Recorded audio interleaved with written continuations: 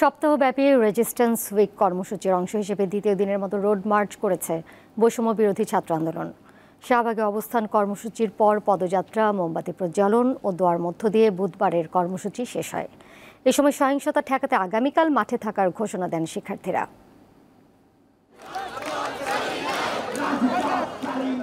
বৈষম্য বিরোধী ছাত্র আন্দোলনে শহীদদের স্মরণে এভাবে মোবাইল ফোনের ফ্ল্যাশলাইট ও মোমবাতি জ্বলে ওঠে শত শত।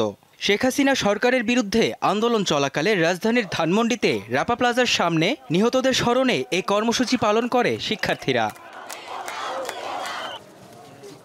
এর আগে কর্মসূচি শুরু হয় ঢাকা বিশ্ববিদ্যালয়ের টিএসসি থেকে মিছিল দিয়ে, সেটি শাহবাগ মোড়ে এসে অবস্থান নেয়। বৈষম্য বিরোধী ছাত্র আন্দোলনের সমন্বয়করা ফ্যাসিবাদী সরকারের সমালোচনা করে বলেন, শোক দিবসের নামে সহিংসতার চেষ্টা করলে তা প্রতিহত করা হবে।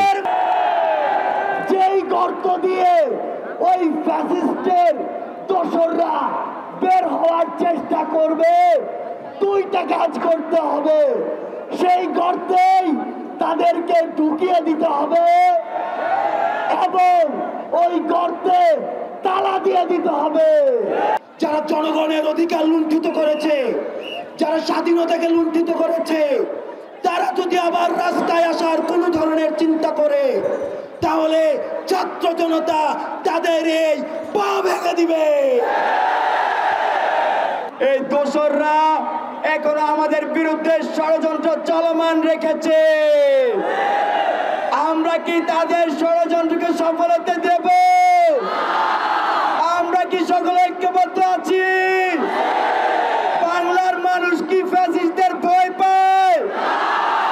ফ্যাসিবাদী কাঠামোকে ব্যবহার করে ফ্যাসিস্ট হাসিনা এবং তার দল ও সরকার যে হত্যাযজ্ঞ চালিয়েছে, সেগুলো দ্রুত বিচার নিশ্চিত করতে বিশেষ ট্রাইব্যুনাল গঠন করা, প্রশাসন ও বিচার বিভাগে যারা এতদিন বৈষম্যের শিকার হয়েছে তাদের জন্য দ্রুততম সময়ে সুযোগের সমতা নিশ্চিত করা সহ 4 দফা দাবিতে এই রেজিস্ট্যান্স উইক কর্মসূচি পালন করছে শিক্ষার্থীরা।